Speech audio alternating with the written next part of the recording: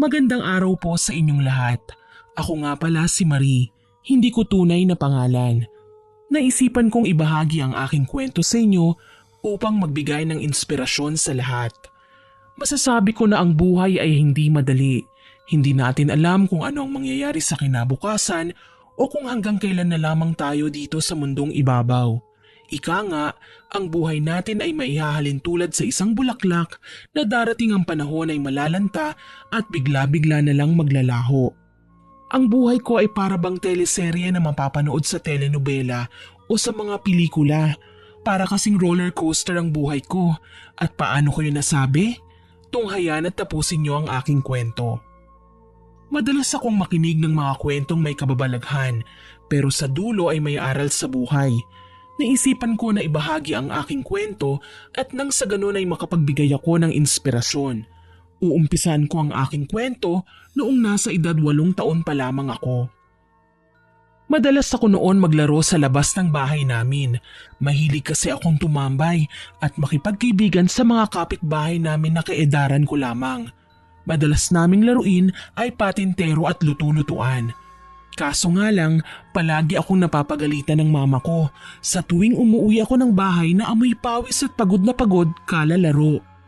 Hindi naman kami mahirap noon at laki talaga ako sa marangyang pamumuhay. Yung tipong nakukuha ko ang lahat ng gusto ko pero mas pinili ko pa noon na mag-aral sa pampublikong paaralan dahil sabi ko kina mama sa pampublikong paaralan pumapasok ang mga kaibigan ko. Pumayag naman sila at sinabi sa akin na wag ko raw pababayaan ang aking pag-aaral dahil yun lamang ang kanilang maiiwan sa akin. Hanggang sa nakilala ko si Rosana. Kamag-aral ko siya at napakatalino niya. Siya ang nangunguna sa aming klase, samantalang ako naman ay nasa 3 posisyon lamang. Hindi kami noon nag-uusap ni Rosana dahil tahimik lamang siya at pakiramdam ko kapag nilapitan ko siya ay susungitan niya lamang ako. Hanggang isang araw, kami ang naging magkapareha sa isang proyekto, kaya naman kinausap ko siya. Anong gagawin natin? Saan mo gustong gumawa? Agad na tinanong ko siya at nakita ko naman na para bang nag-aalinlangan siya. Pwede bang sa inyo na lang? Hindi kasi pwede sa bahay magulo at makalat. Napakunot ako sa sinabi niya. Ngunit hindi na lamang ako nagtanong dahil baka magalit lamang siya sa akin lalo na't hindi naman kami malapit sa isa't isa nung mga panahon na yun. Sige, sa bahay na lang namin. Ayos lang naman kay mama Napangiti noon si Rosana sa akin at matapos ko siyang makausap, naghanda kaming dalawa at nagtungo na sa aming bahay.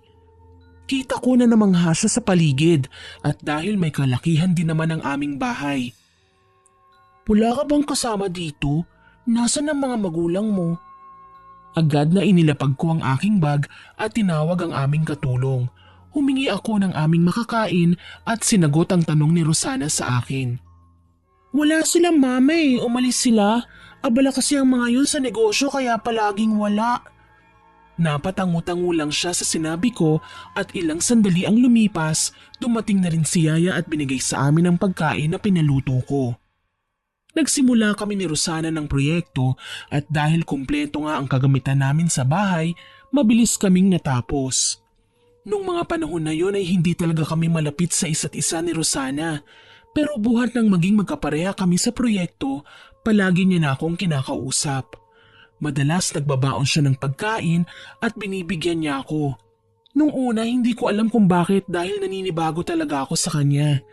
Sa paglipas ng mga araw ay naging magkaibigan kaming dalawa. At nang naging magkaibigan na kami, tsaka ko lamang siya natanong tungkol sa bagay na yon. Tinanong ko si Rosana kung bakit palagi niya akong binibigyan ng pagkain, gayon meron naman akong baon. Wala lang, sa tuwing gumagawa kasi ako ng tinapay at nagluluto ng pagkain na babaunin ko, ikaw agad ang naaalala ko Gawa ng naramdaman ko ang pag-alaga sa'yo nung gumagawa tayo nun ng proyekto sa bahay niyo.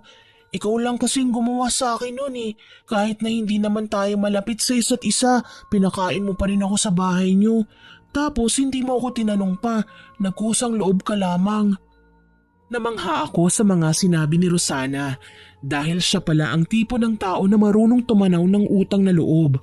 at nakikita niya kung totoo sa kanya ang isang tao. Nang dahil doon mas lalo kaming naging malapit sa isa't isa ni Rosana at palagi siyang dumadalaw sa aming bahay. Sa totoo lang, si Rosana ang tumagal sa akin na kaibigan dahil kadalasan kinakaibigan lamang ako dahil meron akong maibibigay sa kanila at iniisip nila na mayaman kami. Ngunit kapag umalma na ako sa kanilang gusto ay iniiwanan na nila ako. Ibang-iba si Rosana sa lahat dahil marunong siyang magpahalaga ng mga bagay na meron siya at totoo siyang kaibigan. Habang tumatagal ang aming pagkakaibigan ay mas nakilala namin ang isa't isa. Hindi mayaman sila Rosana at laki siya sa magulong pamilya. Maagang pumanaw ang kanyang tunay na ama kaya naman nag-asawa muli ang kanyang ina. Ngunit batugan ang kanilang amain at dahil doon palaging nag-aaway ang kanyang ina at bagong asawa nito. Kaya naman hindi nagtagal ay iniwanan din sila ng kanilang amain at naging sugarol na ang kanyang ina. 3 magkakapatid sila Rosana at siya ang panganay sa kanila. Kaya naman dahil wala nang maaasahan ang kanyang ina, siya na ang tumayong magulang sa kanyang mga nakababatang kapatid. Naikwento sa akin ni Rosana noon na kaya niya pinagbubutihan ang kanyang pag-aaral dahil yun ang tanging pangako niya sa kanyang yumaong ama at nakikita niya na yun lamang ang magiging rason upang makaahon sila sa hirap. Bilib na bilib ako noon kay Rosana dahil nagagawa niyang mapagsabay ang pag-aaral at pag-aaruga sa kanyang mga kapatid. Sa paglipas ng mga araw, hindi na namin namalayan na mga dalaga na pala kami at sabay kaming nangarap na magkaibigan na pareho kaming magiging malago sa hinaharap. Sabi ko noon kay Rosana na tutulungan ko siya sa abot ng aking makakaya.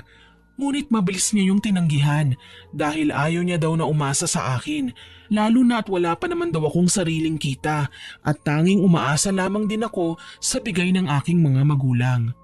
Palagi akong pinapayuhan noon ni Rosana na maging mabait sa aking mga magulang dahil napakapalad ko daw na nagkaroon ako ng magulang na kagaya nila.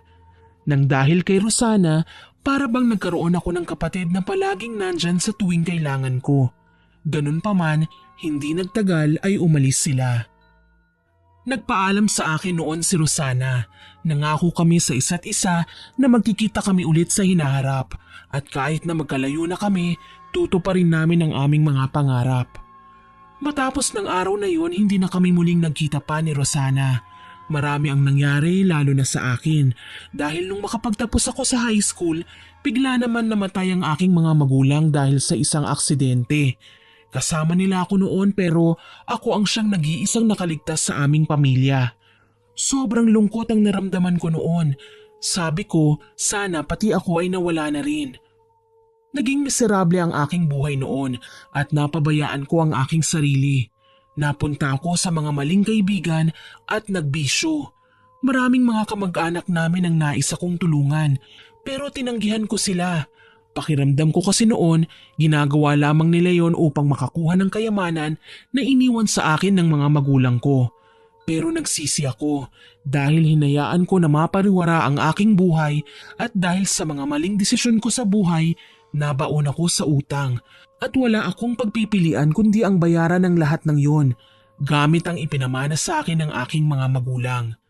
Hindi ko noon namalayan na naubos na pala ang lahat. Tapos nalugi pa ang kumpanya ng aking mga magulang dahil napabayaan ko yun. Sa paglipas ng mga araw, napagtanto ko na mali pala ako sa parting yun. Masyado kong dinamdam ang pagkawala ng aking mga magulang at napabayaan ko na rin ang lahat ng iniwan nila sa akin. Lugmok na lugmok ako ng mga panahon na yun pero hindi ako iniwan ni Lola. Pinalakas niya ang aking loob at sinabi na bumangon akong muli at ipagpatuloy ang aking buhay. Sinunod ko ang kanyang mga payo at naghanap ako ng trabaho. Naisip ko noon kung nandun lang sana si Rosana sa aking tabi ng mga panahon na yun, baka hindi nangyari sa akin ang lahat ng yun dahil meron akong masasandalan na pinagkakatiwalaan ko. Gayunpaman, naghiwalay na ang aming landas at wala na akong magagawa sa parting yun. Tanging sarili ko lamang ang aking katuwang. Hindi rin nagtagal ay pumanaw na rin si Lola dahil sa katandaan. Sobrang lungkot dahil siya lamang ang meron ako, pero kinuha pa rin siya sa akin. Nagpatuloy ako sa buhay dahil hindi rin naman matutuwa si Lola kapag nakita niyang pinabayaan ko na naman ang aking sarili. Nagtrabaho ako noon at nag-ipon kaya naman nakabili ako ng bahay. Nangarap ako na magkaroon ng negosyo pero hindi sapat ang ipon at kita ko. Kaya naman sinabi ko sa aking sarili na darating din ang araw na magiging maayos din ang aking buhay. Hanggang sa nakilala ko si Dexter, hindi niya tunay na pangalan. Niligawan niya ako noon at nagsama kami. Bumuo kami ng pamilya pero nang ipinanganak ko ang aming ikatlong anak, kinuha siya ng Diyos sa amin. Napapagod na ako noon na mawalan ng mahal sa buhay. Kaya naman sinabi ko sa sarili ko na itutuon ko na lang ang aking atensyon sa aking mga anak at sila na lamang ang aking gagawing inspirasyon para lumaban sa buhay. Habang lumalaki ang mga bata, mas lumalaki din ang kanilang mga pangangailangan at dahil maliit lang ang sahod ko noon sa pinapasukan ko, nagtungo ako sa Maynila para maghanap ng trabaho. Ma, kailangan ba talaga na sa Maynila ka magtatrabaho? Natahimik ako sa sinabi ng aking panganay at hindi ko alam kung paano ko sasabihin sa kanila ang sitwasyon dahil ayoko rin naman na mag-isip pa sila. Mas malaki kasi ang kita sa Maynila, anak. Huwag kayong mag-alala dahil kapag nakaipon na ako, sasama ko rin kayo. Sa ngayon, tiis-tiis muna tayo ha. Uuwi na lamang ako tuwing Sabado. Sige po ma, ingat ka doon at huwag mong pababayaan ang iyong sarili ha. Naluha ako sa sinabi ng aking anak at agad na niyakap ko silang tatlo. Agad akong nakahanap ng mapapasukan sa Maynila at dahil libre naman ang lahat sa pinapasukan ko, agad akong nakaipon at sumunod sa akin ang tatlo kong anak. Pinaupahan ko ang bahay namin sa probinsya at nagamit ko ang bayad sa bahay pandagdag sa aming gastusin. Naging maayos naman ang aming buhay sa Maynila. Iniisip ko noon na sana hindi na ako bigyan pa ng pagsubok ng Panginoon at palagi niyang palakasin ang katawan ng aking mga anak, lalo na ako, dahil ayoko nang mawalan pa ng mahal sa buhay, dahil baka hindi ko nakayanin pa. Sa paglipas ng mga araw, kinailangan na magtanggal sa trabaho ko, kaya naman ako ang unang natanggal dahil ako ang pinakabago sa lahat. Mabilis naman akong nakahanap ng mapapasukan. Naging sales lady ako sa isang mall. Hindi man kalakihan ang sweldo ko pero sapat na sa aming mga gastusin dahil meron naman akong paupahan sa probinsya. Nagtrabaho ako at nagsumikap sa buhay hanggang isang araw hindi ko inaasahan na muli kong makikita ang matalik kong kaibigan na nawalay sa akin sa matagal na panahon. Marie?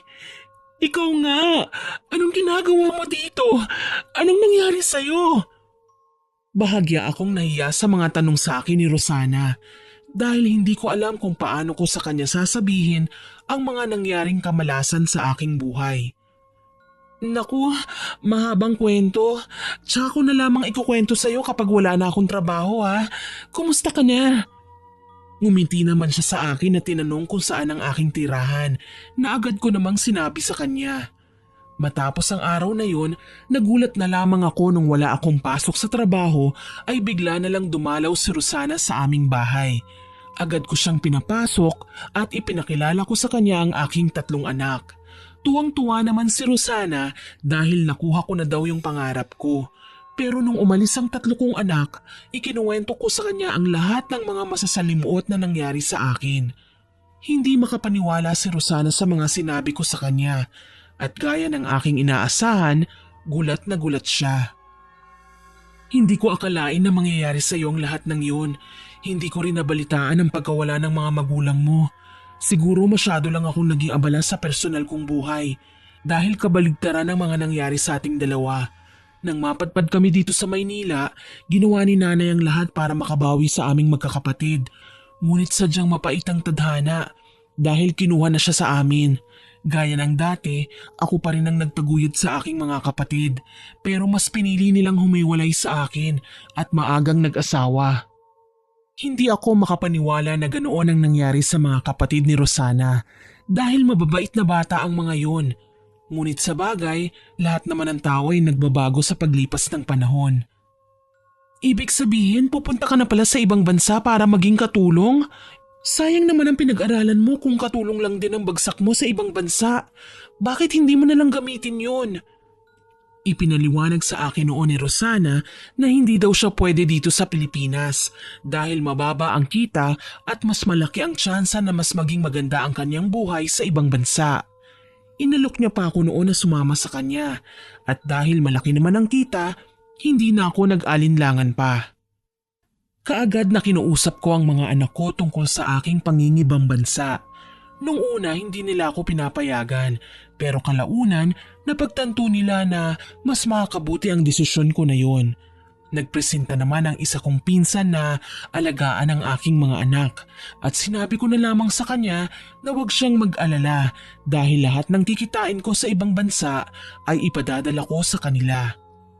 Agad akong nag-asikaso ng mga papeles at tinulungan naman ako ni Rosana at dahil marunong na siya ng mga gagawin, naging madali na lamang ang aking pag-aasikaso. Isang buwan ang lumipas at agad na lumipad kami papuntang Hong Kong. Magkaiba ang naging amo naming dalawa dahil hindi naman pwede na magkasama kami. Napunta ako sa mabait na amo at galante. Hindi niya hinahayaan na magutom ako at kahit hindi pa oras ng aking sahod, ibinibigay niya na yon kaagad sa akin. Laking pasasalamat ko noon kay Rosana dahil siya ang nagdala sa akin sa ibang bansa. Nakapag-ipon ako noon at ipinadala ko sa aking mga anak. At dahil lumalaki na ang gastusin nila sa kanilang pag-aaral, doon lamang napupunta ang lahat ng ipon ko. Ayos lang naman sa akin dahil napunta rin naman sa makabuluhang bagay ang aking pinaghirapan. Sa paglipas ng mga araw, dapat 2 taon lamang ang kontrata ko sa aking amo. Pero sinabihan niya ako na kung maaari daw ay magdagdag pa ako ng 2 taon at lalakihan na lamang niya ang aking sweldo. Pumayag naman ako noon dahil kailangan na kailangan ko talaga ng pera lalo na at 2 sa mga anak ko ay nasa kolehiyo na. Sabi ko noon sa panganay ko na makapagtapos lang sila ng mga kapatid niya sa pag-aaral, hindi ko na kailangan pang bumalik sa ibang bansa para maging katulong. Makalipas ang 3 taon, hindi pa tapos ang aking kontrata, nabalitaan ko na lamang na pinauwi na sa Pilipinas si Rosana dahil minamaltrato daw siya ng kanyang naging amo. Aaminin ko po, nakalimutan ko noon si Rosana na kumustahin dahil naging abala ako sa aking trabaho. Hindi ko alam na may dinadala na pala siyang malaking problema. Kaya naman kahit hindi pa tapos ang aking kontrata, nakiusap na ako sa aking amo na pauwiin na ako ng Pilipinas dahil kailangan ako ng aking kaibigan. Mabuti na lamang ay pumayag ang aking amo at sinabi sa akin na bumalik na lamang ako kapag tapos na ang problema ko sa Pilipinas. Labis na pasasalamat ang sinabi ko sa aking amo at binigyan niya pa ako ng pera upang maibigay ko raw sa aking kaibigan. Pag-uwi ko sa Pilipinas, agad kong hinanap si Rosana at iniabot ang perang pinabibigay ng aking amo. Pero nagalit lamang siya sa akin. Anong tingin mo sa akin, pulubi o kaawa-awa?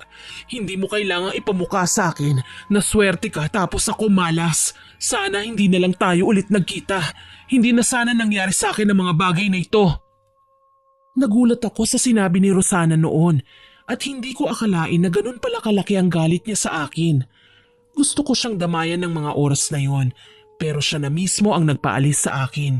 Sinigawan niya pa nga ako noon pero inintindi ko na lamang siya dahil alam ko na mayroong pinagdadaanan ng aking matalik na kaibigan. Sa totoo lang, kahit na pinagtabuyan ako ni Rosana, hindi ko pa rin siya iniwan. Inunawa ko na lamang siya. Sabi ko noon sa aking sarili na hindi ko susukuan ang matalik kong kaibigan. Pero sa totoo lang, nakakaramdam na ako noon ng pagod at inis sa kanya.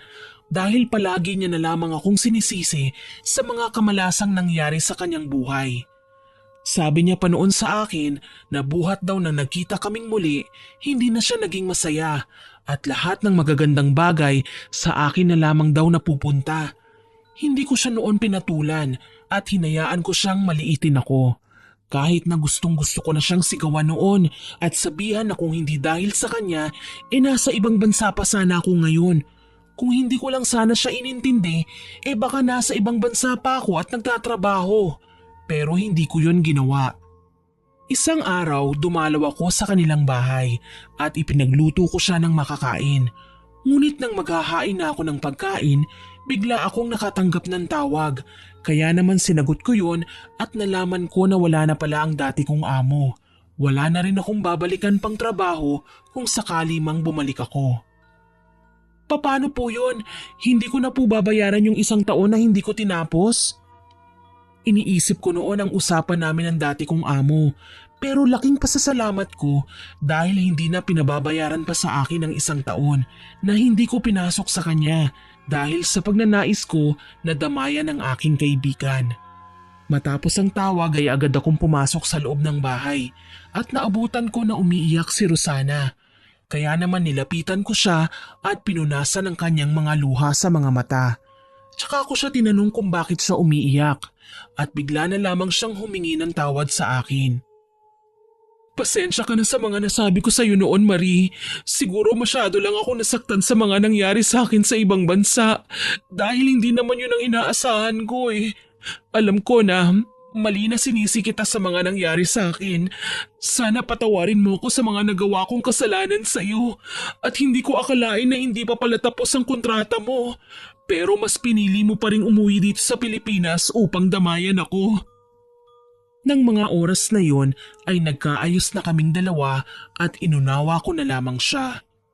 Makalipas ang 1 linggo, nagpaalam sa akin si Rosana na aalis na siya sa kanyang dating bahay dahil hindi pa siya nakakabayad ng renta.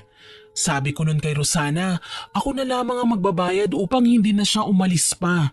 Pero nakapagdesisyon na raw siya at kailangan niya na magsimulang muli.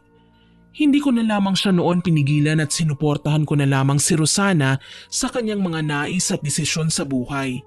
Muli kaming nagkawalay at sinabi ko naman sa kanya na magtawagan na lamang kami. Pero laking gulat ko nang bigla na lamang siyang nagpalit ng numero. Malungkot man ako noon dahil para bang tinanggal niya na ako sa kanyang buhay, pero iniisip ko noon baka nais lang ni Rosana na kalimutan ng masasalimuot na nangyari sa kanya. Ako naman ay nagsimulang muli at nagtrabaho para sa aking mga anak dahil patapos na sa pag-aaral noon ang 2 kong anak, samantalang nasa high school naman ang aking bunsong anak. Mas lalo akong nagsumikap dahil sabi ko noon sa sarili ko makapagtapos lamang sa pag-aaral ang aking 3 mga anak at magkaroon lamang ako ng konting ipon ay hihinto na ako sa pagtatrabaho at magsisimula ng magnegosyo.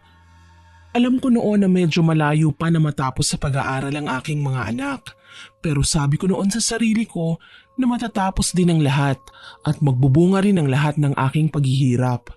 Nagsumikap ako at hindi ko ininda ang pagod at napakasarap naman sa pakiramdam dahil nakapagtapos na ang 2 kong mga anak nang dahil sa aking pagiging matyaga. Nagsimula naman noon na maghanap na ng trabaho ang 2 kong anak pero sabi ko noon sa kanila na enjoyin na lang muna nila ang kanilang pagiging binata. Hanggat malakas ako na muna ang bahala. Isang araw habang nagbibigay ako ng mga order ng mga customer sa isang kainan, bigla akong nakita si Rosana at may kasama siyang lalaki na may katangkaran at maputi. Gusto ko sanang lapitan noon si Rosana pero nahihiya ako sa kanya. Kaya naman hindi ko ginawa. Ewan ko ba bakit ako nahihiya wala naman akong ginawang masama. Pero siguro dahil ayoko munang guluhin siya. At iniisip ko na baka sabihin na naman niya sisirain ko lang naman ang masaya niyang buhay. Ganun pa man, ilang sandali ang lumipas, laking gulat ko dahil bigla na lamang akong tinapik ni Rosana at niyakap niya ako ng napakahigpit. Nagulat pa ako dahil hindi pumasok sa isipan ko na gagawin niya ang bagay na yon dahil para bang binura niya na ako noon sa kanyang buhay nang magpalit siya ng numero. Ngumiti ako noon kay Rosana at niyakap siya pabalik.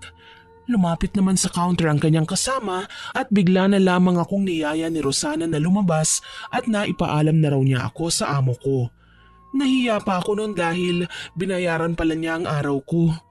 Nagtungo kami noon sa isang parke at kaming 2 lamang doon ni Rosana. Kumusta ka na? Tagal na rin natin ang huli tayong magkausap pa. Tinatawagan kita noon pero mukhang nagpalit ka na yata ng numero. Napayuko naman si Rosana at nagpaliwanag sa akin. Oo, nagpalit ako ng numero. Kasi nanakaw yung dati kong cellphone. Hindi ko rin kabisado ang numero mo, kaya naman hindi kita natawagan. Nahihiya ako na pumunta noon sa bahay ninyo dahil wala naman ako maibibigay at lugmok pa ako noon. Ayoko nang dumagdag pa sa mga isipin mo Kaya naman nagtungo ako sa Kuwait para doon ako magsimula ng bago kong buhay. At nakilala ko doon ang naging asawa ko. Nagulat ako sa mga sinabi ni Rosana at hindi niya pala talaga ako tinanggal sa kanyang buhay dahil alam niya ang mga nangyari sa akin. Sadyang nahihiya lamang siya noon at walang lakas ng loob para magpakita sa akin. Muli kaming nagkaayos na dalawa at lagi-lagi na silang pumupunta noon sa trabaho ko. Hanggang isang araw, inalok ako ni Rosana na sumama sa kanila sa Kuwait upang magtrabaho sa kanilang mag-asawa bilang katulong. Nagulat pa ako nun sa alok sa akin ni Rosana. Nag-aalinlangan pa ako noon na pumayag. Pero hindi dahil kaibigan ko siya at gagawin niya akong katulong. Ngunit dahil sa kagustuhan ng mga anak ko na hindi na ako mawalay pa sa kanila. Kakausapin ko muna ang mga bata tungkol sa alok mo sa akin. Tatawagan na lamang kita kung anong magiging desisyon ko. Pero salamat sa alok ha. Tumango lamang noon sa akin si Rosana at umalis na silang mag-asawa. Pag-uwi ko sa bahay ay agad na naisipan kong kausapin ang aking mga anak tungkol sa alok ni Rosana. Ngunit ibinalita naman nila sa akin ang isang masamang balita. Mama, nasunog po ang bahay natin sa probinsya at natupok po yun. Paano na po tayo ngayon? Nagulat ako sa sinabi ng panganay kong anak at para bang gumuho ang aking mundo dahil wala na ang pinaghirapan ko. Tsaka ako naman naalala ang sinabi sa akin ni Rosana at agad ko yung sinabi sa kanila. Wala na nga nagawa pa ang aking mga anak dahil nagdesisyon na rin naman ako. Lalo na at maliit lamang din ang kita ng dalawa kong anak na hindi sasapat upang matustusan ang lahat ng aming pangangailangan sa buhay. Lalo na at maraming kailangan at bayarin sa eskwelahan ng kanilang bunsong kapatid. Kinabukasan ay agad na kinausap ko si Rosana ng personal at sinabi ko sa kanya ang aking naging desisyon. Naku, nakakalungkot naman ang mga sinabi mo. Huwag kayong mag-alala dahil wala ka namang gagastusin sa pagpunta natin sa Kuwait dahil sasagutin naming mag-asawa yon at saka pababalihin na rin kita upang may maiwan ka sa mga anak mo. Labis akong nagpasalamat noon sa kabutihan ni Rosana. Mabuti na lang muli kaming nagkita, kaya naman may masasandalan na ako. Ilang linggo lamang ang lumipas ay agad na bumiyahe kami patungo sa Kuwait dahil doon sila titira. Naging mabait sa akin ang mag-asawa at para bang hindi katulong ang turing nila sa akin. Dahil sabi ni Rosana noon, kainin ko lamang ang lahat ng nais ko basta wag ko lang pababayaan ang aking trabaho. Pwede ko rin gawin ang mga gusto kong gawin sa buhay dahil parang kapatid na raw ang turing niya sa akin. Pinagbutihan ko naman ang aking trabaho bilang katulong sa tahanan ng aking kaibigan. Kahit pa sinasabihan niya ako noon na huwag kong abusuhin ang aking sarili dahil hindi ko naman daw kailangan pagurin ng husto ang sarili ko. Hindi naging mahirap ang trabaho ko noon kila Rosana dahil hindi naman siya mahigpit sa bahay. Sa paglipas ng mga araw, palagi akong kinukumusta ng asawa niya na itago na lamang natin sa pangalang Andreas. Sabihan mo lang ako kung may kailangan ka at ibibigay namin sa iyo ni Rosana. Noong una, nag-aalinlangan pa ako na kausapin si Andreas dahil hindi naman ako tuwid mag-English. Pero nung makausap ko siya, napagtanto ko na magaling pala siyang magtagalog at naikwento naman sa akin ni Rosana na tinuruan niya daw ang kanyang asawa ng lengguwahe ng mga Pilipino. Kalaunan, naging malapit ako kay Andreas.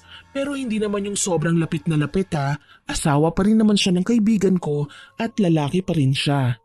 Iniiwasan ko rin noon na may masabi si Rosana at baka magselos dahil simulat sa pool kilala ko ang kaibigan ko na selosa. Isang araw, galing sa mall ang mag-asawa at nagulat na lang akong bigla akong binigyan ng mga pinamili nila ni Andreas at nakita ko naman na masama ang tingin sa akin ni Rosana. Kaya naman pag-alis ng kanyang asawa ay agad ko siyang kinausap. Rosana, baka mamaya isipin mo inaabuso ko ang kabaitan ng asawa mo ha. Pero wala talaga akong hinihingi sa kanya. Nilapitan kita kasi napansin ko na masama ang tingin mo sa akin kanina. Huwag ka sanang magalit sa akin ha. Malalim naman na napabuntong hininga si Rosana at bigla niya na lamang akong sinampal. Masama siyang tumingin sa akin at bigla na lamang tumawa na hindi ko alam kung bakit. Akala mo ba hindi ko napapansin ang mga kilos mo? Lalo na kapag nandyan si Andreas? Kaibigan mo ko pero mukhang gusto mo pang agawin sa akin ang asawa ko. Haliparot ka pala. Nagulat ako sa sinabi ni Rosana at hindi ko inaasahan na ganun palang iniisip niya sa akin na agad ko namang sinagot. Ano bang sinasabi mo? Hindi ko naman aagawin sa iyo ang asawa mo dahil magkaibigan tayo. Parang hindi mo naman ako kilala sa mga pinagsasasabi mo. Tsaka kasal kayo no? At alam ko na mahal ka ng asawa mo. Kaya wag mo naman sana siyang pag-isipan ng masama lalo na ang best friend mo. Kababata kita kaya hindi kita tataluhin. Para naman akong walang utang na loob kapag ginawa kong bagay na yun sa inyong mag-asawa. Hindi pa man nakakasagot si Rosana sa mga sinabi ko ay dumating na si Andreas. May nangyayari ba? Bakit parang umiiyak ka, Marie? Nag-away ba kayong magkaibigan? Agad na pinahid ko ang luha sa aking mga mata at pilit na ngumiti. Wala po ito. Nagkwentuhan lang kami ni Rosana tungkol sa mga nangyari noon at naiyak ako. Maiwan ko na po muna kayo at mag-aasikaso pa ako ng mga lalaban ko bukas.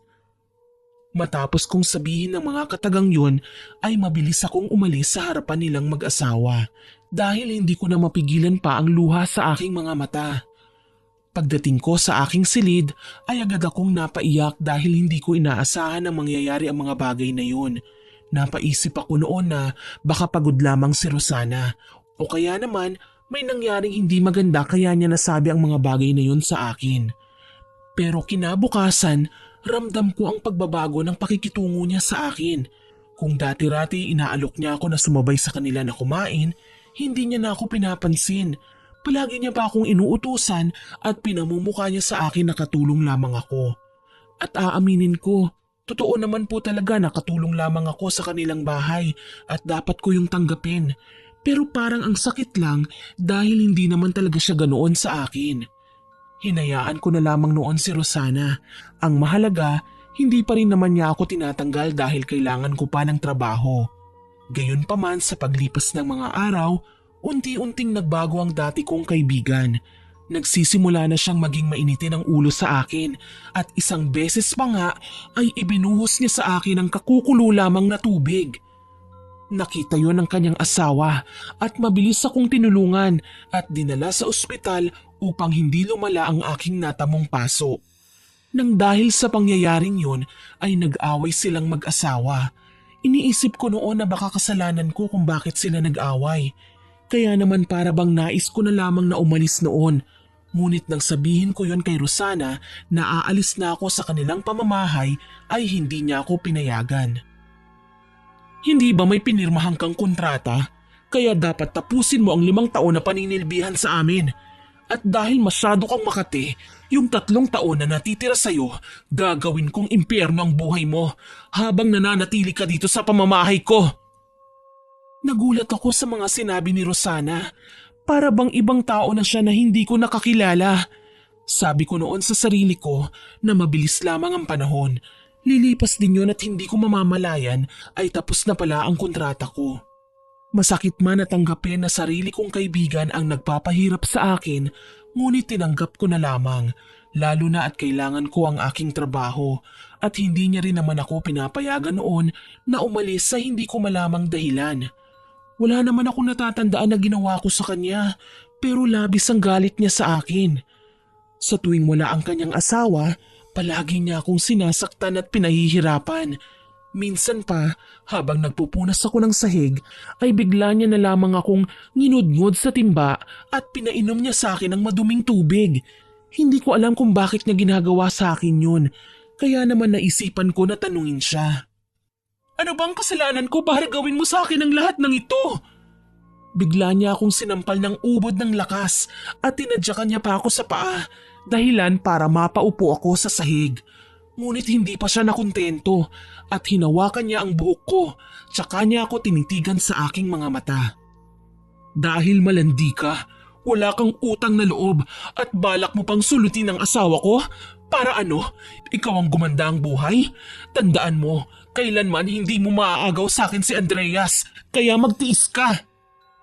Matapos niyang sabihin yun, bigla niya akong nilak sa isang silid at tanging hawak ko lamang noon ay ang aking cellphone. Nang dahil sa sakit ng katawan at pagod, nakatulog ako. Ngunit nagising ako nang marinig ko na tumutunog ang aking cellphone. Pagbukas ko ng cellphone, rumihistro sa screen ang pangalan ng aking anak at agad kong sinagot ang kanyang tawag. Ma, kanina ka pa namin tinatawagan. Si Bunso nasa ospital. Nang marinig ko ang mga katagang yun sa panganay ko, kumabog bigla ang aking puso at kinabahan ako. Anong nangyari kay Bunso? Kumusta siya? Hindi na ako mapakali noon at naiiyak na ako dahil sa takot. Naaksidente po si Bunso, ma, at tumama ang ulo niya. Kailangan daw pong maoperahan kundi ikamamatay niya. Agad na sinabi ko noon sa mga anak ko na gagawa ako ng paraan para makauwi at makapagpadala sa kanila. Mabilis kong kinausap si Rosana at 1 oras pa ang lumipas bago niya ako pinagbuksan ng pinto. Sinabi ko sa kanya na naaksidente ang aking anak at kailangan kong magpadala ng pera para sa operasyon. Ngunit hindi ako binigyan ni Rosana. Aba, wala ka bang ipon? Wala si Andreas kaya wala akong maipapasahod sa'yo. Hindi ko na problema ang nangyari sa anak mo. Lumuhod ako noon sa paanan ni Rosana para gawan niya ng paraan at kahit pauwiin niya na lamang ako. Pero nagalit pa siya at hinampas ako ng bote sa ulo, dahilan kaya nawalan ako ng malay. Kinabukasan, nagising na lang ako sa dami ng tawag ng aking anak at nang tawagan ko sila, pinsan ko ang sumagot at sinabi niya wala na ang bunso ko dahil hindi na operahan. Iyak ako ng iyak at ang bigat-bigat sa puso dahil wala na ang aking bunsong anak. Wala pa akong nagawa para sa kanya para maisalba ang kanyang buhay. Galit na galit ako noon kay Rosana at para bang wala siyang pakinoon kahit paiyak ako ng iyak dahil inuutusan niya pa rin ako. Isang araw, sobrang sama talaga ng pakiramdam ko at ayokong kumilos dahil iniisip ko noon na huling araw na ng lamay ng anak ko. Pero hindi pa rin ako makauwi dahil kinuha ni Rosana ang aking passport. Wala rin si Andreas ng mga panahon na yun, kaya wala akong nagawa. Hanggang sa habang nagpapahinga ako, bigla na lang akong hinila ni Rosana at nang dilim na talaga ang paningin ko ng mga oras na yun. Sumusobra ka na! Palagi mo na lang akong sinasaktan at kung hindi dahil sa kasakiman mo, hindi sana mangyayari ang bagay na yun sa anak ko. Naisalba ko pa sana siya! Sinampal ko noon ng paulit-ulit si Rosana hanggang sa lumabo na ang aking paningin. Nang imulat ko ang aking mga mata, nakita ko na nasa ospital na pala ako at naroon si Andreas. Ikinuwento ko sa kanya ang lahat ng ginawa ni Rosana at ang pagkamatay ng bunso kong anak.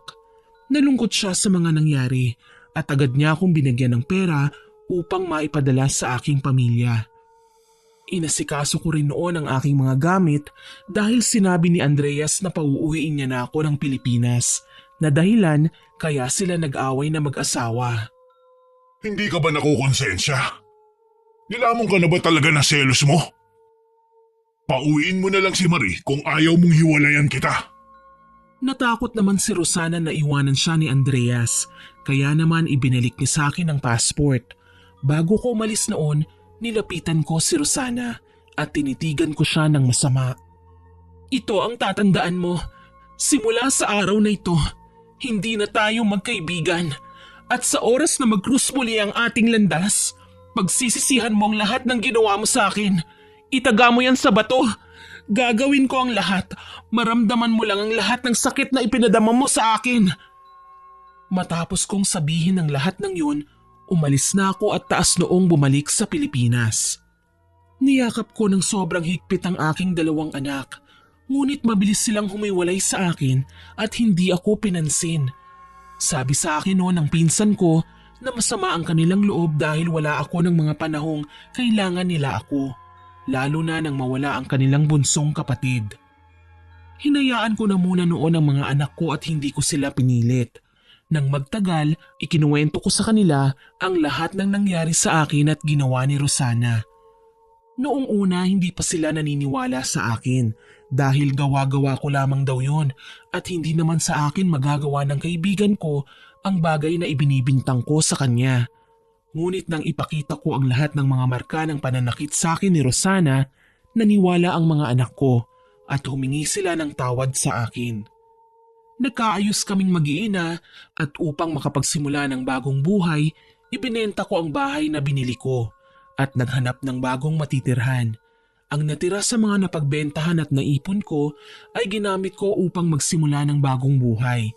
Nagbukas ako ng maliit na karinderya bilang panimulang negosyo. Akala ko nung una hindi yun magiging malago, ngunit kalaunan naging kilala yon sa amin hanggang sa lumaki ng lumaki ang aking karinderya at nagkaroon na nga ng maraming branch.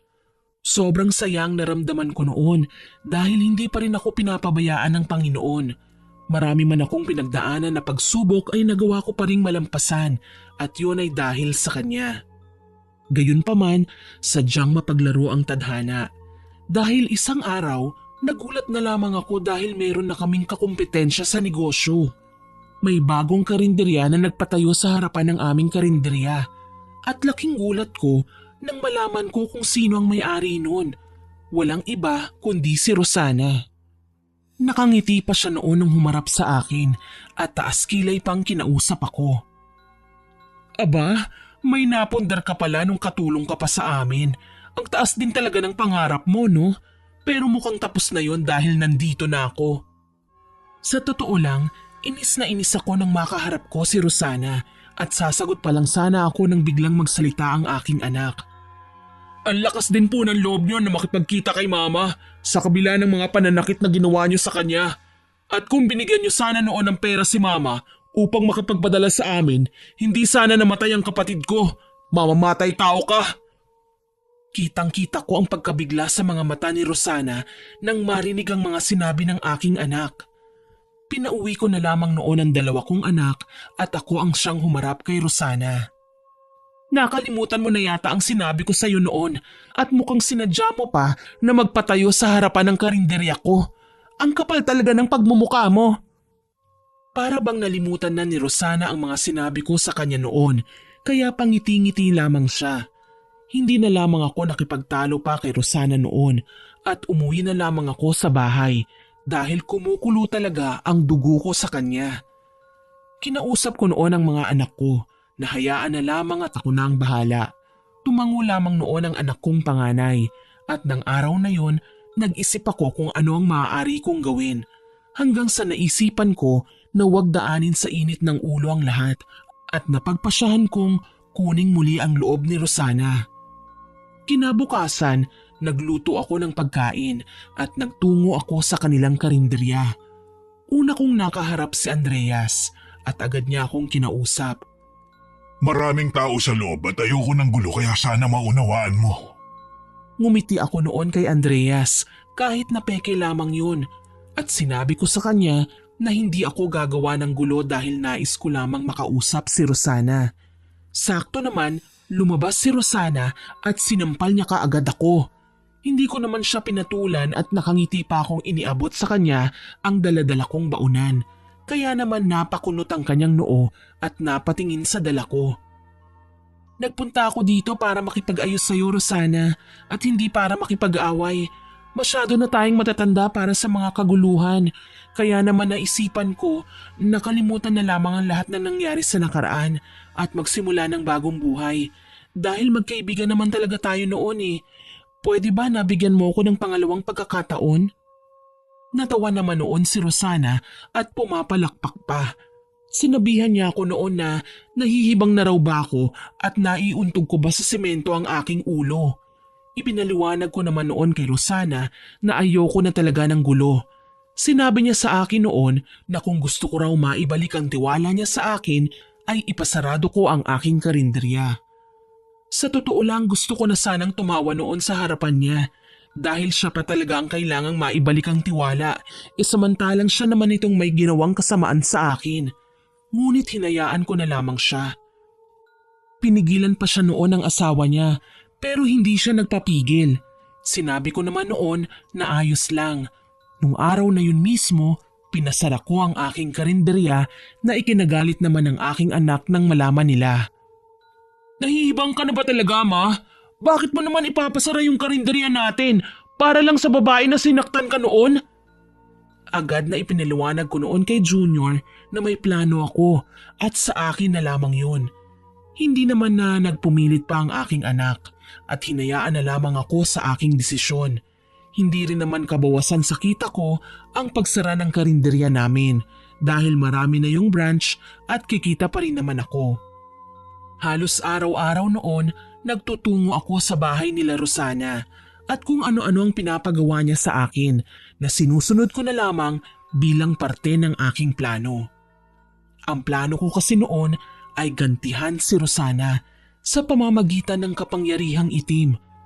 Tama kayo nang narinig, marunong akong mambarang. Natutunan ko yun noon sa lola ko na hindi ko naman sinabi sa inyo sa umpisa dahil baka mawala ang kasabikan nyo sa aking kwento at hindi nyo natapusin ang aking salaysay. Tama kayo nang narinig, binabalak ko noon na barangin si Rosana bilang ganti sa lahat ng pagpapahirap niya sa akin na siya rin ang dahilan kung bakit namatay ang aking bunsong anak. Kung natatandaan nyo pa, sinabi ko sa umpisa ng aking liham, nilagay ko roon na parabang teleserye ang aking buhay. Ngayon alam nyo na ang aking paliwanag. Hanggang dumating ang kaarawan ni Andreas at siya mismo ang nag-imbita sa akin sa kanilang bahay. Nagtungo ako sa bahay nila noon at habang abala sila sa kanilang mga bisita ay agad akong nagtungo sa silid ni Rosana at kumuha ko ng mga personal na gamit niya. Kabilang na ang suklay na meron pa niyang buhok ng mga panahon na yun.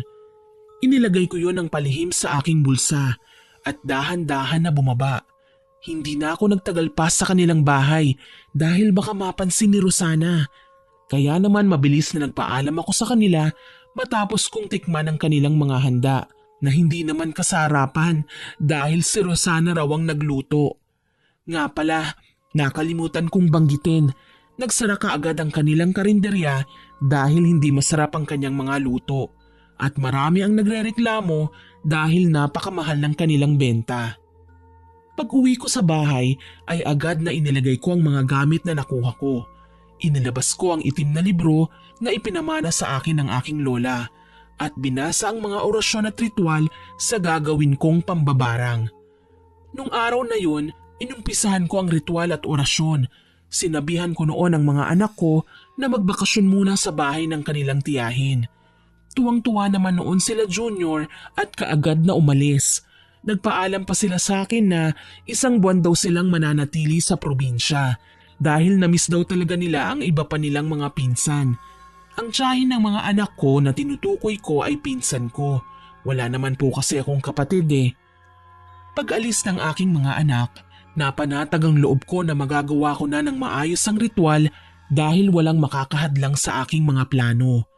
Hindi ako noon umalis ng bahay at ipinagpatuloy ko lamang ang aking ginagawang plano. Makalipas ang 1 linggo, nabalitaan ko na isinugod na sa ospital si Rosana. Alam ko na agad na nagtagumpay ako sa aking mga plano. Hindi ako noon nag-alinlangan at hindi man lang ako nakaramdam ng awa sa kanya nang makita ko ang kanyang kalagayan. Pero syempre, nagkunwari akong nag-aalala sa kanya. Nang umuwi si Andreas galing sa ospital, agad ko siyang kinausap na sasama ako sa kanya at dadalawin ko si Rosana. Natuwa naman siya dahil wala raw ibang kaibigan si Rosana na pumupunta sa ospital. Syempre wala talagang pupunta sa kanya dahil sa kasamaan ng ugali ng kanyang asawa. Pero sa isipan ko lang naman yon at hindi ko sinabi kay Andreas. Pagdating sa ospital, nakita ko na puno ng sugat ang katawan ni Rosana, gaya nga ng aking inaasahan. Bigla sa aking yumakap noon si Rosana na para bang batang nagsusumbong. Sabi ng mga doktor hindi daw nila makita ang sakit ko. Natatakot ako, Marie, baka mamatay na ako. Ayoko pang mawala. Marami pa akong pangarap sa mga kapatid ko. Napakunot ang noo ko noon sa mga sinabi ni Rosana sa akin tungkol sa kanyang mga kapatid. At sinabi niya sa akin na iniwan daw ng mga kani-kanilang asawa ang kanyang 2 kapatid, kaya naman siya ang nagtutustos at nagbibigay ng mga pang-araw-araw na pangangailangan nila. Para bang gusto ko nang iatras ang aking plano dahil gawa na rin ng awa. Pero nang tanungin ko si Andreas tungkol sa mga sinabi ni Rosana ay nagulat siya. Wala sa aking sinasabi na ganyan si Rosana. Ang alam ko ay nagbibigay nga siya sa kanyang mga kapatid. Pero hindi naman hiniwalayan ng kanilang mga asawa. Bakit kaya gano'n ang mga sinasabi niya sa'yo? Nagsasabi ba talaga siya sa akin ng totoo o nagsisinungaling lang? Nagkibit balikat na lamang ako noon dahil maging ako ay naguluhan. Pero naisip ko na baka gawa-gawa lamang ni Rosana ang lahat ng yun para maawa ako sa kanya. Ipinagpatuloy ko ang aking ginagawa at wala akong pakialam noon sa kanya kahit pa paulit-ulit siyang umiiyak sa harapan ko. Hindi ko siya pinapansin at nagkukunwari na lamang ako. Hindi ko na kasi alam noon kung paniniwalaan ko pa ba ang kanyang mga sinasabi dahil ilang beses na siyang nagsinungaling sa akin, lalo na sa kanyang asawa na ubod naman ang bait. Makalipas ang 3 linggo, mas lalong lumala ang sitwasyon ni Rosana. Pero patuloy pa rin siyang nagsisinungaling sa amin ni Andreas at hindi ko alam kung kanino ba siya nagsasabi ng totoo. Hanggang isang araw, bigla na lamang lumapit sa isang albularyo si Rosana. Kaya naman mabilis akong nagpaalam at bumalik sa aking bahay. Nagpauwi noon si Rosana at ayaw na niyang magtungo pa sa ospital dahil mas lalo lamang lumalala ang kanyang karamdaman. Nang humingi ng tulong sa mga albularyo ang mag-asawa, ay agad na inihanda ko ang aking sarili dahil alam ko na naman noon na gagawin nila ang bagay na yon, lalo na at malikot ang isip ni Rosana. Napaghandaan ko ang bagay na yon, lalo na at tiyak ko noon na gagawa siya ng paraan para gumaling. Sinubukan pa nila noon na ipabalik sa akin ang mga sakit na nararamdaman ni Rosana. Pero agad ko yung nasopla kaya naman hindi sila nagtagumpay. Nang lumipas ang 1 buwan ay tumawag sa akin ang mga anak ko at mas nais na raw nilang tumira sa probinsya. Kaya naman agad na sumunod ako sa kanila at pinaupahan ko na lamang ang bahay namin sa Maynila. Samantalang ang mga negosyo ko naman ay ipinamahala ko sa isa kong pinsan na nasa Maynila. Hindi na ako nagpaalam noon kay Rosana dahil wala rin namang saysay. Lalo na at wala akong pake sa kanyang nararamdaman. Nagawa ko na ang nais kong gawin sa kanya. Nagsimula ako ng bagong buhay sa probinsya at pinagpatuloy ko pa rin ang ginagawa kong orasyon para kay Rosana. Hindi ko siya tinitigilan at pinaparamdam ko sa kanya ang mga pinaghihinagpis ko noon. Alam ko na mali ang ginagawa ko na maghiganti, ngunit hindi niyo ako masisisi kung kayo rin ang nasa kalagayan ko at magkaroon kayo ng tsansa na gumante sa taong nanakit sa inyo ng lubusan. Sigurado namang gaganti talaga kayo. Tama naman ako, hindi ba? Pagdating sa probinsya ay sinabi ko sa aking mga anak na magpalit na ng numero dahil iniisip ko noon na baka tawagan kami ni Rosana at tanungin kung nasan kami nakatira. Pinutol ko noon ang koneksyon ko sa kanya, maging sa kanyang asawang si Andreas. Gusto ko noon na maghirap siya at maramdaman ang lahat ng sakit na dinanas ko ng dahil sa kanya. Magsisinungaling ako kung sasabihin ko na hindi ako nakaramdam ng awa o konsensya. Nakaramdam din naman ako noon at inisip ko na tigilan na siya at mag-umpisa na lamang ako ng bagong buhay. Ngunit nanatili pa rin ang sakit sa aking dibdib, yung puot ko sa kanya at maging galit. Sa paglipas ng mga araw, wala akong naging balita kay Rosana at itinuon ko ang aking isipan sa ibang bagay. Patuloy ko pa rin namang ginagawa ang ritual at pagpapahirap sa kanya. Akala ko noon tapos na ako sa kanya. Ngunit isang araw, nagulat na lamang ako nang dumating si Andrea sa aming bahay kasama ang aking anak na panganay.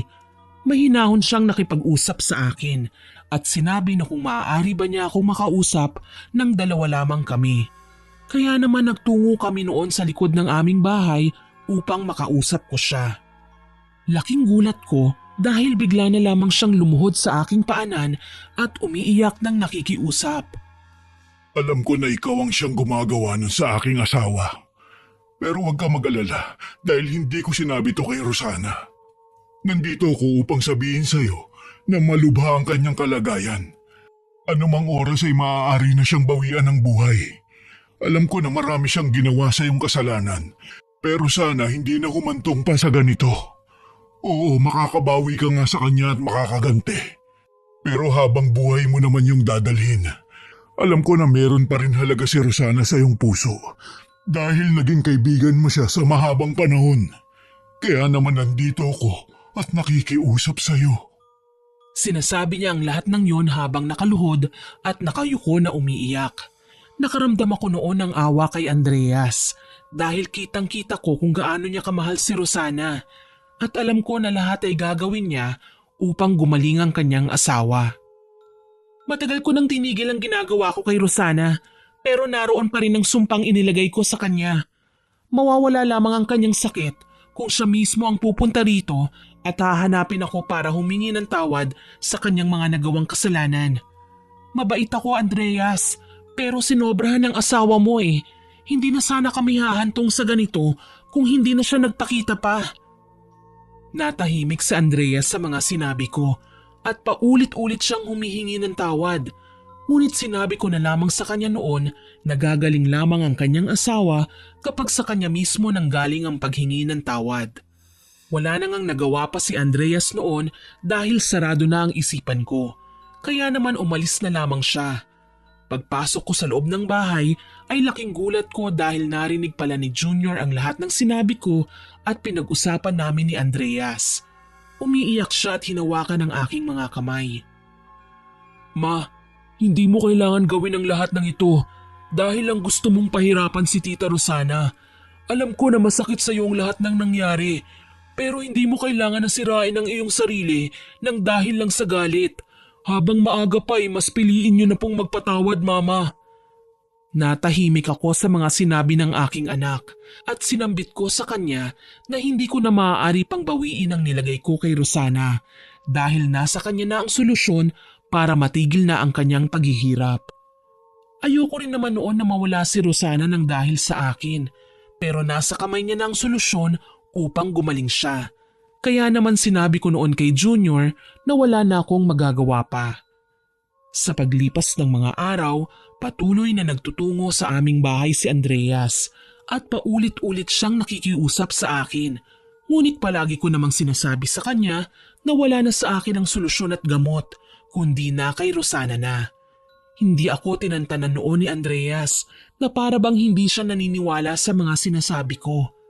Isang araw, muli siyang nagtungo sa bahay at sinabi niya sa akin na namamaalam na raw si Rosana. Nais niya raw akong makausap, ngunit sinabi ko sa kanya na kung nais akong makausap ng kanyang asawa, siya mismo ang tutungo sa aking bahay at gagawa siya ng paraan upang makausap ako. Pilit ng pilit akong pinakikiusapan noon ni Andreas pero buo na ang aking pasya. Sa totoo lang, naging matigas ako ng mga panahon na yon. At alam kong marami sa inyo ang nagagalit. Ngunit ginagawa ko lamang ang lahat ng yon upang magsisi si Rosana sa kanyang mga nagawang kasalanan sa akin at sa aking pamilya. Wala naman kasi siyang rason noon para gawin sa akin ang lahat ng yon at pahirapan ako. Naging mabuti akong kaibigan sa kanya. Pero anong ginawa niya? Itinuring niya akong parang ibang tao at mas masahol pa sa hayop. Kaya iniisip ko noon, bakit ko siya pupuntahan gayong nagkita na kami noon? At imbis na siyang humingi ng tawad ay mas lalo pa siyang nagmalaki sa akin at kinalaban pa ako sa aking negosyo. Kalaunan, sumuko rin si Andreas at sinabi sa akin na nirerespeto niya kung ano man ang naging desisyon ko at wala siyang galit sa akin dahil nauunawaan niya kung bakit ko ginawa ang lahat ng yon. Alam niyang malaki talaga ang kasalanan sa akin ng kanyang asawa. Pauwi na sana noon si Andreas, ngunit laking gulat niya nang bigla na lamang dumating si Rosana sa pintuan ng aming bahay. Hirap na hirap pa siya sa paglalakad at kitang-kita ko na nanghihina na siya. pero nagawa niya pang makapunta sa aming bahay. Nagulat noon si Andreas kung paano nalaman ni Rosana ang kinaroroonan namin. Sinabi ni Rosana na nagtungo sa kanilang bahay ang panganay kong anak at dumalaw sa kanya. Ipinaliwanag ni Rosana na walang sinabi sa kanya si Junior. Sadyang naalala lamang niya ang lahat ng masasamang ginawa niya sa akin noon at hindi niya alam na nawala pala ang bunso kong anak nang dahil sa pagiging makasarili niya. Bigla siya noong lumuhod sa aking harapan kahit na puno ng sugat ang kanyang tuhod. Patawarin mo ako sa mga nagawa kong kasalanan sa iyo, Marie. Tatanggapin ko kung hindi mo ako mapapatawad. Gusto ko lang na magkaayos tayo bago ako bawian ng buhay. Pinagsisisihan ko na ang lahat ng mga nagawa ko sa iyo. Hindi dahil meron akong sakit, kundi dahil inuusig ng konsensya ko ang aking isipan. Dahil nagawa ko ang mga kahindik-hindik na bagay na yun sa matalik kong kaibigan. Umiiyak siya noon habang sinasabi ang mga bagay na yun sa akin at nagkaroon naman ako ng lakas ng loob upang tanungin siya kung bakit nga ba niya ginawa sa akin ang lahat ng yun. Hindi ko noon lubos maisip na magagawa mo sa akin ang mga bagay na yun. Pinahirapan mo ko at itinuring na hayop. Maiintindihan ko sana kung may ginawa ako sa iyong mali eh. Pero wala. Wala kang dahilan para magalit sa akin. At kung meron man, sana sinabi mo sa akin para naintindihan ko. Alam mo ba nang muli tayong magkita? Tuwang-tuwa ako kasi bumalik ka na sa buhay ko. Inisip ko noon na sa wakas ay may makakatuwang na ako. Sa wakas bumalik na ang matalik kong kaibigan. Nakasama ko sa hirap at ginhawa. Pero hindi ko sukat akalain na malaki na pala ang pinagbago mo. Nagmamadali akong umuwi noon nang malaman ko ang nangyari sa'yo nung nasa Hong Kong tayo. Hindi ko inisip ang aking trabaho dahil nais kong damayan ka sa lahat ng paghihirap mo at pinagdaraanan noon. Umiiyak na ako sa puntong yun at inilabas ko ang lahat ng sama ng loob ko sa kanya. Sinabi ko na nirespeto ko ang lahat ng desisyon niya at kahit na sinasaktan niya ako noon sa Kuwait, hindi ako nagtanim ng galit sa kanya. Ngunit nang mamatay ang aking anak, doon na nagsimula ang puot ko sa kanya. Lalo na nang muli kaming magkita dahil sa halip na humingi siya ng tawad ay nagmalaki pa. Pareho kaming umiiyak ng mga panahon na yon kahit nga si Andreas ay umiiyak na rin dahil nangihinayang daw siya sa pagsasama naming magkaibigan. Sa paglipas ng oras, nailabas ko ng lahat ng hinanakit ko sa kanya. Agad naman niyang ipinaliwanag sa akin kung bakit niya nagawa ang lahat ng bagay na yon sa akin. Aaminin ko, nilamon ako ng inggit kasi pakiramdam ko, simula bata tayo nasa iyo na ang lahat. Meron kang kumpletong pamilya at maginhawang buhay. Kinaibigan kita kasi inisip ko noon na sa wakas may makakausap na ako tungkol sa mga problema ko sa buhay. Pero sa tuwing magsasabi ako noon ng sama ng loob ko sa pamilya ko sa iyo, palagi mong sinasabi na ikaw na ang bahala. Pakiramdam ko noon wala akong kwenta. Wala akong bilang sa mundo dahil mahina ako. Iniisip ko noon na kinaibigan mo lamang ako para maging kilala ka sa ating eskwelahan at kilalanin bilang isang mabait na kaibigan. Lagi mo kasing ipinamumuka sa akin na mas angat ka. Kaya naman nang muli tayong magkita at nakita ko ang sitwasyon mo, naawa ako sa iyo. Kaya kita isinama sa ibang bansa, pero ako naman ang nalubog. Gulat na gulat ako sa mga sinabi ni Rosana sa akin at hinihingal pa siya noon habang nagpapaliwanag. Sabi pa niya, buhat raw nang magkita kami, sunod-sunod raw ang kamalasan na nangyari sa kanyang buhay at pakiramdam niya yon ay dahil sa akin. Hindi ko napigilan na hindi matawa ng mga panahon na yon. Sinabi ko sa kanya na napakalaki niyang tanga dahil mas pinili niya ang magalit sa akin kesa sabihin ng lahat ng hinanakit niya. Sabi ko pa noon, naging totoo ako at tapat sa kanya pero siya ay hindi. Sabi ko sa kanya wala akong gusto noon kundi ang matulungan siya nung mga bata pa kami dahil naaawa ako sa kanya. Naging inspirasyon ko pa nga siya sa buhay dahil napakabuti niyang tao. Ngunit mali pala ako ng pagkakakilala sa kanya. Sabi ko pa noon, hindi niya ako itinuring na kaibigan dahil buhat ng magkakilala kami, meron na pala siyang galit at inggit sa akin. Paulit-ulit naman na humingi ng tawad sa akin si Rosana. Hindi niya alam na ako pala ang gumagawa nun sa kanya at ako rin ang nagbigay ng sakit sa kanya. Basta nagtungo lang siya noon sa bahay namin upang humingi ng tawad dahil nararamdaman na raw niya na oras na niya. Aaminin ko, matapos na sabihin ko sa kanya ang lahat ng masasakit na nararamdaman ko at nasabi niya rin sa akin ang mga saloobin niya, gumaan ang pakiramdam ko. Para bang nawala ang lahat ng galit ko. Niyakap niya ako noon at akmang aalis na silang mag-asawa. Pero hinila ko si Rosana at humingi ako ng tawad. Hindi ko na inamin sa kanya ang mga ginawa ko dahil wala namang rason para malaman pa niya. Sinabi ko lang noon na gagaling na siya basta magdasal lamang siya at humingi ng tawad sa Panginoon sa lahat ng pagkukulang niya at nagawang kasalanan. Ngumiti sa akin noon si Andreas dahil alam ko na natutuwa siya at nagkaayos na kami ng kanyang asawa. Matapos ang pag-uusap namin na yun, umalis na silang dalawa at nagpasalamat pa sa akin si Andreas. Kaagad naman akong kinausap ng anak ko noon at sinabi sa akin na ginawa niya lamang ang bagay na yun dahil nag-aalala siya sa akin. Hindi ko naman pinagalitan noon ang anak ko. Bagkus niyakap ko lang ang mga anak ko at nagpasalamat pa ako. Hindi naging madali ang lahat dahil nang bawiin ko ang sumpa kay Rosana, bumalik naman sa akin ang karamdaman. Pero agad ko naman yung nasolusyonan.